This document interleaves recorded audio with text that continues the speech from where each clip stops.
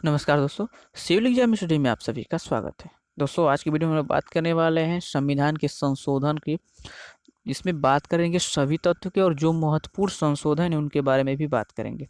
ठीक है, यानी किस प्रक्रिया के तहत कौन से संशोधन होते हैं और किस अनुच्छेद में संशोधन की बात कही गई है और कौन कौन से महत्वपूर्ण संशोधन है, पूरी जानकारी लेंगे।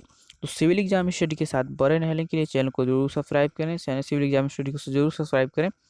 और डेली यूपीएससी के जो भी महत्वपूर्ण टॉपिक्स होती हैं उनको हल करवाया जाता है, जो कि यूपीएससी प्रीलिम्स और ऑल स्टेट एग्जाम्स के लिए बहुत उपयोगी हो सकती हैं। प्लस एक और उपयोगी है, महत्वपूर्ण है कि यूपीएससी की प्रीवियस ईयर में आए हुए प्रश्नों को भी हल करवाया जाता है, तो आप लोग उसको भी देख सकते हैं। तो चलिए देखते हैं आज के यानी इस वीडियो में क्या है। तो संशोधन की बात करते हैं। तो भारतीय संविधान के महत्वपूर्ण संशोधन है। ठीक है, तो पहले देखते हैं कि संविधान के अनुच्छेद 368 में संशोधन की प्रक्रिया का उल्लेख किया गया है। किसमें? अनुच्छेद 368 में क्या किया गया है? संशोधन की प्रक्रिया का अनुच्छेद क्या किया गया है? उल्लेख किया गया है इस संशोधन की तीन विधियों को। इस संशोधन इसमें जो है संशोधन की तीन विधियों को अपनाया गया है। साधारण विधि द्वारा संशोधन, ठीक है, संसद के विशेष बहुमत द्वारा संशोधन और संसद के विशेष विशेष बहुमत और राज्य के विधानमंडलों की स्वीकृति से संशोधन। तो कितने प्रकार से संशोधन की का उल्लेख किया गया है? तीन प्रकार से। ठीक है, तो पहले संशोधन 1951 में 9वीं अनुसूची को शामिल किया गया था। सर्वप्रथम कौन सा संशोधन हुआ था? 1951 में पहला संशोधन हुआ था। और कौन सी अनुसूची? 9वीं अनुसूची को जोड़ा गया था। संविधान के अनुच्छेद 368 में संशोधन की जो है संविधान के अनुच्छेद 368 में संशोधन की प्रक्रिया का उल्लेख किया गया है। इसमें संशोधन की तीन विधियों को अपनाया गया है और जैसा कि देख ही चुके हैं। ठीक है,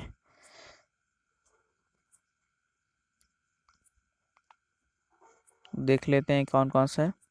तीन विधियां हैं, देखें ऊपर। साधारण विधि द्वारा संशोधन, संसद के विशेष बहुमत द्वारा संशोधन और सी जो है संसद के विशेष बहुमत और राज्य के विधानमंडलों की स्वीकृति से संशोधन है। तो पहला देखते हैं कि साधारण विधि द्वारा संशोधन जो है, तो संसद के साधारण बहुमत द्वारा पारित विधेयक राष्ट्रपति की स्वीकृति मिलने पर कानून बन जाता है। क्या होता है संशोधन में विधि द्वारा में कि संसद के द्वारा साधारण बहुमत द्वारा पारित विधेयक पर जो राष्ट्रपति की अगर स्वीकृति मिल जाती है तो क्या कानून बन जाता है। इसके अंतर्गत राष्ट्रपति की पूर्व अनुमति मिलने पर निम्न संशोधन किए जा सकते हैं। इसमें क्या क्या है साधारण संशोधन में? साधारण विधि में संशोधन में कौन कौन से हैं? तो इसमें आता है राज्यों का नया निर्माण, यानी किसी राज्य के नया निर्माण करना है तो साधारण विधि द्वारा इसका संशोधन हो सकता है। तथा राज्य, क्षेत्र और सीमा नाम में परिवर्तन, किसी राज्य के क्षेत्र को बढ़ाना है या कम करना है या सीमा में परिवर्तन करना है, ठीक है, और नाम में परिवर्तन करना है, तो ये भी किसके? साधारण विधि द्वारा ही, यानी साधारण संशोधन द्वारा विधि द्वारा ही किया जाता है। सी दिया है कि संविधान की नागरिकता संबंधी अनुसूचित और अनुसूचित क्षेत्रों और जनजातियों की प्रशासन संबंधी तथा केंद्र द्वारा प्रशासित क्षेत्रों की प्रशासन संबंधी व्यवस्थाएं, ये भी क्या है? ये भी साधारण बहुमत द्वारा ही संशोधित होते हैं। दूसरी क्या है कि विशेष बहुमत द्वारा संशोधन। तो इसमें क्या होता है कि अगर संसद के प्रत्येक सदन का जो है संसद के प्रत्येक सदन द्वारा कुल सदस्यों का बहुमत तथा उपस्थिति और मतदान में भाग लेने वाले सदस्यों के 2/3 मतों से विधेयक पारित हो जाए तो राष्ट्रपति की स्वीकृति मिलने पर वह संशोधन संविधान का अंग बन जाता है। क्या होगा कि यदि संसद के प्रत्येक सदन द्वारा क्या कुल सदस्यों का बहुमत तथा उपस्थिति और मतदान में भाग लेने वाले सदस्यों के 2/3 मतों से विधेयक पारित हो जाए तो राष्ट्रपति की स्वीकृति मिलते ही वह क्या संशोधन संविधान के का अंग बन जाता है। न्यायपालिका तथा राज्यों के अधिकार तथा शक्तियों जैसे कुछ विशिष्ट बातों को छोड़कर संविधान की अन्य सभी व्यवस्थाओं में इसी प्रक्रिया के द्वारा संशोधन किया जाता है। ये क्या किया जाता है कि न्यायपालिका तथा राज्यों के अधिकार तथा शक्तियों राज्य के अधिकार जो शक्तियां हैं जो राज्य की तथा कुछ विशेष बातों को छोड़कर जो संविधान की अन्य सभी व्यवस्थाओं को इसी प्रकार यानी संशोधन किया जाता है, यानी किससे, विशेष बहुमत द्वारा। अब तीसरा अध्याय संशोधन की प्रक्रिया क्या है कि संसद के विशेष बहुमत तथा और राज्य के विधानमंडलों की स्वीकृति में संशोधन। संविधान के कुछ अनुच्छेदों में जो है संशोधन के लिए विधेयक को संसद के दोनों सदनों के विशेष बहुमत तथा राज्य के कुल विधानमंडलों में से आधे द्वारा स्वीकृत आवश्यक है। क्या किया जाता है, जो तीसरी प्रक्रिया है किसमें, इसमें क्या किया जाता है कि संविधान के कुछ अनुच्छेदों में, संविधान के जो कुछ अनुच्छेद हैं और संशोधन के लिए विधेयक को संसद के दोनों सदनों के विशेष बहुमत तथा राज्य के कुल विधानमंडलों में से आधे द्वारा स्वीकृति आवश्यक है। इसके द्वारा दिए जाने वाले संशोधन के प्रमुख विषय हैं। कौन कौन से हैं संशोधन के प्रमुख विषय हैं? तो राष्ट्रपति का निर्वाचन, ठीक है, जो कि किसमें अनुच्छेद 54 से संबंधित है, और राष्ट्रपति निर्वाचन की कार्य पद्धति जो कि किससे, अनुच्छेद 55 से है, और संघ की कार्यपालिका शक्ति का विस्तार, ये भी इसी से संबंधित है, और है राज्यों की कार्यपालिका का शक्ति का विस्तार, राज्य की कार्यपालिका की शक्ति का विस्तार भी इसी संशोधन यानी तीसरे संशोधन द्वारा किया, यानी तीसरे प्रावधान द्वारा किया जाता है। और दिया है कि केंद्र शासित क्षेत्रों के लिए उच्च न्यायालय, अगर किसी केंद्र शासित क्षेत्र के लिए उच्च न्यायालय का निर्माण किया जाना है तो इसी के अंतर्गत किया जाएगा। और संघीय न्यायपालिका में संशोधन इसी के अंतर्गत किया जाता है। राज्यों के उच्च न्यायालय, ठीक है, राज्यों में उच्च न्यायालयों के लिए भी, और संघ और राज्य में विधायी संबंध, इसमें क्या है, संघ और राज्य में विधायी संबंध। और दिया है कि 7वीं अनुसूची का कोई भी विषय हो, ठीक है, 7वीं अनुसूची का कोई विषय हो। और दिया कि संसद में राज्यों का प्रतिनिधित्व। और लास्ट दिया है कि संविधान संशोधन की प्रक्रिया से संबंधित उपबंध। अब बात करते हैं संशोधन के बारे में कि तो पहला संशोधन है 1991 हुआ था। इसके अंतर्गत 9वीं अनुसूची को शामिल किया गया था। यह संशोधन जो है संविधान के 19वें अनुच्छेद में दिए गए किसी भी व्यापार, ठीक है, किसी भी व्यापार कारोबार पर बोलने या अभिव्यक्ति की स्वतंत्रता के अधिकार के प्रति प्रतिबंध के कई नए आधार प्रदान करता है। पहला संशोधन कब हुआ था? 1991 में हुआ था। और कौन सी अनुसूची? 9वीं अनुसूची जोड़ी गई थी। और यह संशोधन संविधान के 19वें अनुच्छेद में, ठीक है, अनुच्छेद में दिए गए किसी भी व्यापार या कारोबार पर बोलने, व्यापार या व्यवसाय हो गया, कारोबार पर बोलने, अभिव्यक्ति की स्वतंत्रता के अधिकार के प्रति प्रतिबंध के कई नए आधार प्रदान करता है। अब देखते हैं 7वां संशोधन। फ्रेंड्स, इस वीडियो में हम बात कर रहे हैं महत्वपूर्ण संशोधन के बारे में जो कि परीक्षा की दृष्टि से बहुत महत्वपूर्ण है, तो उनके बारे में बात करेंगे। तो दिया कि 7वां संशोधन, ठीक है, 7वां संशोधन जो है 7वां संशोधन है जो है 1956 में किया गया था, ठीक है। 1956 में राज्यों का पुनर्गठन, 14 राज्य और केंद्र शासित प्रदेश बनाए गए थे। 7वां संशोधन में क्या किया गया था? 1956 में हुआ था कि राज्यों का पुनर्गठन करके 14 राज्य और 6 केंद्र शासित प्रदेश बनाए गए थे। और फिर बात करते हैं 13वें संशोधन की। 13वां संशोधन 1962 में हुआ था। इसमें क्या हुआ था? नागालैंड को राज्य बनाया गया था, ठीक है। क्या गया? नागालैंड को एक स्वतंत्र राज्य के रूप में इसको मान्यता दी गई थी। कब? 13वें संशोधन 1962 द्वारा। 14वां संशोधन है 14वें संशोधन 1962 में। 14वां संशोधन कब हुआ था? 13वां तथा 14वां संशोधन दोनों 1962 में हुए थे। इसमें क्या हुआ था कि पहली अनुसूची में पांडिचेरी को शामिल किया गया था। पहली अनुसूची में किया गया था, पांडिचेरी को शामिल किया गया था। वही बात करते हैं 18वें संशोधन की, तो ये हुआ था 1969 में, 1969 में हुआ था। तो या इसमें क्या हुआ था कि पंजाब राज्य का पुनर्गठन और पंजाब, हरियाणा और हिमाचल प्रदेश को अलग राज्य बनाया गया।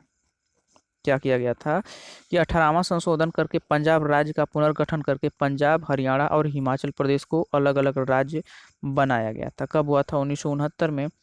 और वहीं बात करते 24वें संविधान संशोधन की, तो ये हुआ था 1971 में, 1971 में हुआ था।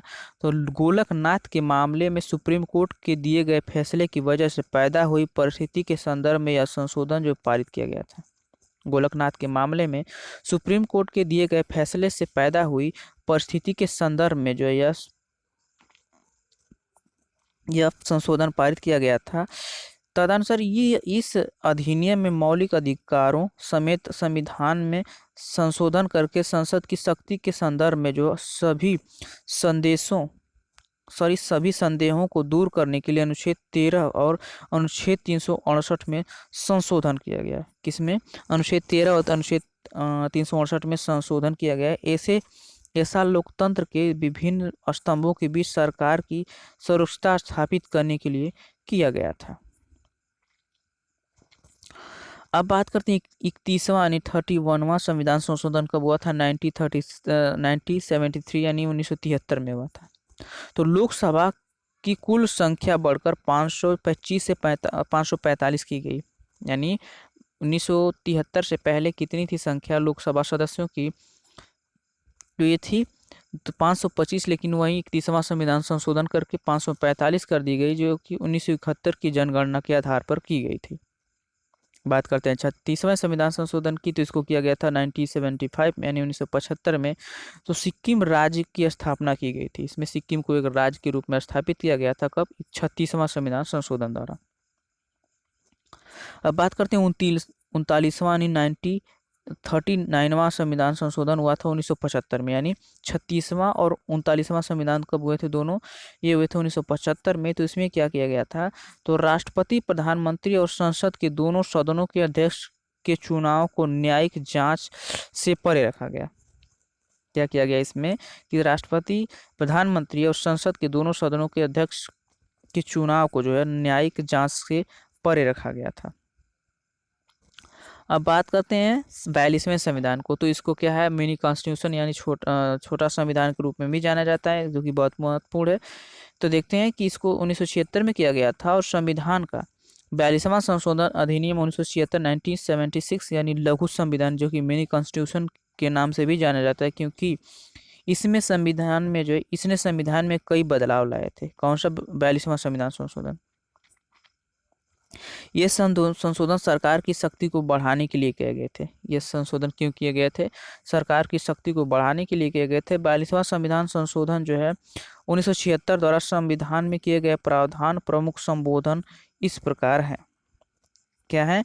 पहला है कि प्रस्तावना में संशोधन किया गया था। तो भारत के संप्रभु लोकतांत्रिक गणराज्य की परिभाषा को बदलकर संप्रभु समाजवादी धर्मनिरपेक्ष लोकतांत्रिक गणराज्य कर दिया गया।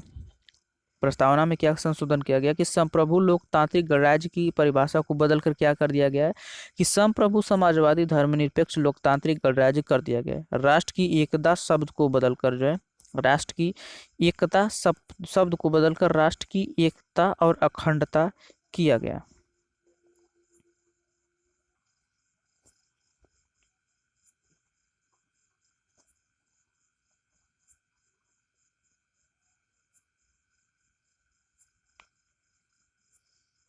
ठीक है, तो इसमें क्या कर दिया गया कि राष्ट्र की एकता शब्द को बदलकर राष्ट्र की एकता अखंडता किया गया।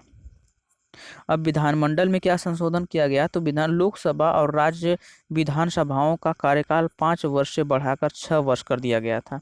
अभी वर्तमान में जो है क्या है कि लोकसभा तथा राज्य विधानसभाओं का कार्यकाल 5 ही वर्ष है। लेकिन क्या हुआ था? 42वां संविधान संशोधन जब हुआ था तो इसको 6 वर्ष कर दिया गया था। ठीक है, अब बात करते हैं कार्यपालिका में क्या हुआ था कि राष्ट्रपति अपने कर्तव्यों का निर्वहन मंत्री परिषद की सलाह पर करेंगे। इसमें जो है क्या हुआ था कि ये संशोधन हुआ था कि राष्ट्रपति क्या करेंगे कि कोई भी कार्य करेंगे कोई भी कार्य करेंगे तो मंत्री परिषद के सलाह के अनुसार ही कार्य करेंगे। इससे स्पष्ट रूप से कहने के लिए अनुच्छेद 74 एंड 74 में संशोधन किया गया। ठीक है। आगे क्या किया गया था इसमें 42वें संविधान संशोधन में, न्यायपालिका में, तो राज्य कानून के संवैधानिक वैधता पर सुप्रीम कोर्ट की विचार करने की शक्ति को खत्म करने के लिए 42वें संविधान संशोधन अधिनियम में जो है अनुच्छेद 32A को शामिल किया गया। न्यायपालिका जो है राज्य न्यायपालिका में हुआ था क्या संशोधन, कि राज्य कानून की संवैधानिकता पर सुप्रीम कोर्ट की विचार करने की शक्ति को खत्म करने के लिए जो 42वें संविधान संशोधन अधिनियम अनुच्छेद 32A को शामिल किया गया था। ठीक है। एक नया प्रावधान, ये एक और नया प्रावधान अनुच्छेद 131A ने सुप्रीम कोर्ट और विशेष अधिकार क्षेत्रों को केंद्रीय कानून की संवैधानिक वैधता को से संबंधित सवाल का निर्धारण करने की शक्ति प्रदान की थी।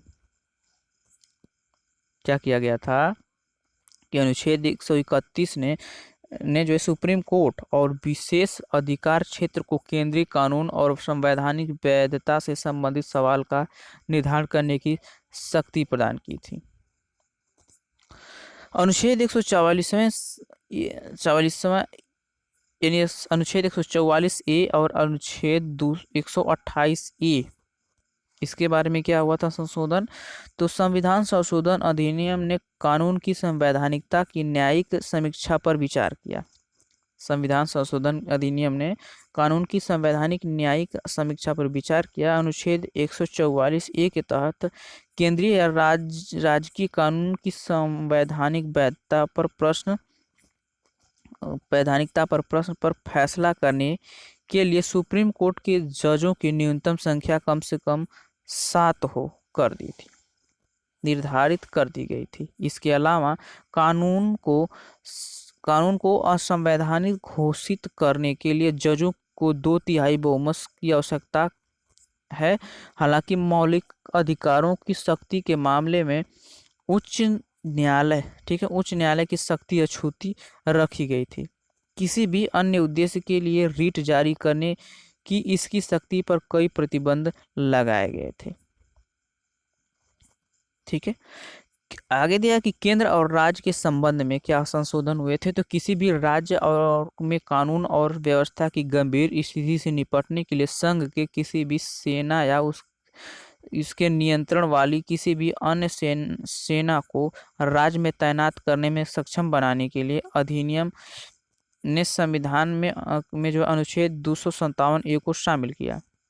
क्या किया, किसी भी राज्य में कानून और व्यवस्था की गंभीर स्थिति से निपटने के लिए संघ के किसी भी सेना या उसके नियंत्रण वाली किसी भी अन्य सेना को राज्य में तैनात करने के सक्षम बनाने के लिए अधिनियम ने संविधान में अनुच्छेद 257A को शामिल किया गया। आगे दिया कि मौलिक अधिकार और निर्देशक सिद्धांत। तो 42वें संविधान संशोधन जो है अधिनियम द्वारा किए गए सबसे प्रमुख संशोधन था अनुच्छेद 14, 19 और 31 में किए गए मौलिक अधिकारों पर सभी निर्देश सिद्धांतों को प्रधानता देना। 42वें संशोधन जो है संविधान संशोधन ने कुछ और निर्देशक सिद्धांत शामिल किए, जैसे मुक्त कानूनी सहायता, उद्योग के प्रबंधन में श्रमिकों की भागीदारी, देश में पर्यावरण और वन्य प्राणियों का संरक्षण। आगे क्या किया गया था कि मौलिक कर्तव्य। ठीक है, मौलिक कर्तव्य क्या किया गया था कि 42वें संविधान संशोधन के द्वारा एक नए भाग, ठीक है, जिसे संविधान का भाग जो है कितना 4A, ठीक है, 4A कहा गया, बताने के लिए जो अनुच्छेद 51A को शामिल किया गया, बनाने के लिए। ठीक है, क्या किया गया, अनुच्छेद 51A को शामिल किया गया, जिसमें नागरिकों के मौलिक कर्तव्यों की बात कही गई है। ठीक है, यानी अनुच्छेद 42वां संविधान संशोधन करके क्या किया गया था, भाग 4A किया गया और अनुच्छेद A को शामिल किया गया है, जिसमें नागरिकों के मौलिक कर्तव्यों की बात की गई है। अब बात करते हैं आपातकाल में क्या संशोधन किया गया 42वें संविधान संशोधन द्वारा। तो इस संशोधन अधिनियम से पहले जो है राष्ट्रपति अनुच्छेद 252 के तहत पूरे देश में आपातकाल की घोषणा कर सकते थे। 42वां संविधान संशोधन नहीं हुआ था, इससे पहले क्या कर सकते थे कि राष्ट्रपति अनुच्छेद 352 के तहत पूरे देश में आपातकाल की घोषणा कर सकते थे, लेकिन देश सिर्फ एक हिस्से में नहीं, लेकिन क्या है, लेकिन देश के सिर्फ एक हिस्से में नहीं। यह अधिनियम राष्ट्रपति को देश के किसी भी हिस्से में आपातकाल लगाने का अधिकार देता है। क्या होता था कि पहले राष्ट्रपति अगर आपातकाल की घोषणा करते थे पूरे देश में घोषणा करना पड़ता था, ना कि किसी एक हिस्से में, लेकिन इसके द्वारा क्या किया गया, संशोधन द्वारा किसी एक हिस्से में आपातकाल करने की घोषणा का अधिकार दिया गया। तो इसीलिए क्या कि जो 42वां संविधान संशोधन हुआ था, इसमें काफ़ी संशोधन हुए थे, बहुत ही बदलाव किए गए, तो इसीलिए क्या है, लघु यानी मिनी कॉन्स्टिट्यूशन इसको कहा जाता है, 42वें संविधान संशोधन को। अब बात करते हैं 44वां संविधान संशोधन, जो कि 1978 में हुआ। 1976 के बाद 42वां हुआ था 1976 में, और ये हुआ 1978 में 44वां। इसमें क्या हुआ था, लोक और राज्य विधानसभाओं का कार्यकाल 6 वर्ष से कम करके 5 वर्ष कर दिया गया। क्या किया गया था कि 42वें संविधान संशोधन में लोकसभा और विधानसभाओं के कार्यकाल को कितना 5 वर्ष किया गया, 6 वर्ष किया गया था, लेकिन वहीं 44वां संविधान संशोधन द्वारा इसको घटाकर फिर कितना कर दिया गया, 5 वर्ष ही कर दिया गया था। सामान्य कार्यकाल जिसे 42वें संविधान संशोधन के तहत आपातकाल के दौरान बढ़ाया गया तथा कुछ राजनीतिक उद्देश्यों को प्राप्त किया जा सके। संविधान के 44वें संशोधन के अनुसार संपत्ति के अधिकार मौलिक अधिकार नहीं बल्कि सिर्फ कानूनी अधिकार है। यानी जो है संपत्ति के अधिकार, जो 44वां संविधान संशोधन से पहले क्या थी, मौलिक अधिकार थी, लेकिन इसको संशोधन करके 42वें संविधान संशोधन द्वारा इसको कानूनी अधिकार बना दिया गया। इस अधिनियम की एक और महत्वपूर्ण विशेषता यह है कि इसकी 44वें संविधान संशोधन की आगे जाने वाली किसी भी आपातकाल की घोषणा राष्ट्रपति मंत्रिमंडल द्वारा लिखित में दिए गए जाने वाले सलाह को प्राप्त करने के बाद ही करेंगे। मंत्रिमंडल से विचार विमर्श के लिए प्रधानमंत्री द्वारा दी गई सलाह के आधार पर राष्ट्रपति आपातकाल की घोषणा नहीं करेंगे। मंत्रिमंडल से विचार विमर्श किए बिना भी क्या है, प्रधानमंत्री द्वारा दी गई सलाह के आधार पर राष्ट्रपति आपातकाल की घोषणा नहीं करेंगे। इसके अलावा घोषणा के 1 महीने के भीतर संसद के दोनों सदनों में 2/3 बहुमत द्वारा अपनाया जाएगा। इसके अलावा क्या है कि घोषणा के 1 महीने के भीतर संसद के दोनों सदनों में 2/3 बहुमत द्वारा अपनाया जाएगा। अगला दिया कि 52वां संविधान संशोधन कब हुआ था, 1985 में हुआ था। तो 10वीं अनुसूची को जोड़ा गया, ठीक है। 9वीं अनुसूची को जोड़ा गया था कब, 1951 में, और 10वीं अनुसूची को जोड़ा गया 1985 में, जो कि 52वां संविधान संशोधन द्वारा जोड़ा गया था। तो 10वीं अनुसूची को जोड़ा गया जिसमें उल्लेख के आधार पर अयोग्य घोषित करने का प्रावधान है, ठीक है। क्या इसमें 10वीं अनुसूची को जोड़ा गया जिसमें उल्लंघन के आधार पर अयोग्य घोषित करने का प्रावधान है। वहीं बात करते हैं 53वें संविधान संशोधन 1986 के, तो केंद्र शासित मिजोरम को क्या किया गया, राज्य का दर्जा दिया गया। यानी 53वां संविधान संशोधन 1986 से पहले मिजोरम क्या था, केंद्र शासित प्रदेश के रूप में था, जिसको बदल कर क्या किया गया, राज्य का दर्जा दिया गया इसको 53वां संविधान संशोधन 1986 द्वारा। 55वां संविधान संशोधन को भी 1986 के अंतर्गत ही किया गया था, और क्या किया गया था, केंद्र शासित प्रदेश अरुणाचल को राज्य का दर्जा दिया गया। 53वां में दिया गया था किसको, देख ही रहे हैं जिसको, किस मिजोरम को, 55वां में दिया गया अरुणाचल प्रदेश को राज्य का दर्जा। 56वां में बात करते हैं तो ये कब हुआ था, 1987 में था। 1987 में हुआ था, गोवा को राज्य बनाया गया। गोवा को क्या किया गया, राज्य बनाया गया। और अब बात करते हैं 61वें संशोधन की, तो इसमें हुआ था कब हुआ था, 1989 यानी 1989 में हुआ था। और इसमें क्या गया था कि मतदान की उम्र जो 21 वर्ष से घटाकर 18 वर्ष कर दिया गया था। यानी इससे पहले मतदान करने की जो उम्र थी, एज थी, कितनी थी, 21 वर्ष थी, लेकिन इसको घटाकर कितना कर दिया गया, 18 वर्ष कर दिया गया। अब बात करते हैं 71वें संविधान संशोधन की, जो कि 1992 यानी 1992 में हुआ था। तो इसको में क्या किया गया था, कोंकणी, मणिपुरी और नेपाली भाषा को 8वीं अनुसूची में शामिल किया गया था। 71वें संविधान संशोधन में क्या किया गया था, 1992 में हुआ था। इसमें किया गया था कि कोंकणी और मणिपुर और नेपाली भाषा को जो किया 8वीं अनुसूची में शामिल किया गया, यानी इनको मान्यता दी गई थी। अब बात करते हैं 73वें संविधान संशोधन की।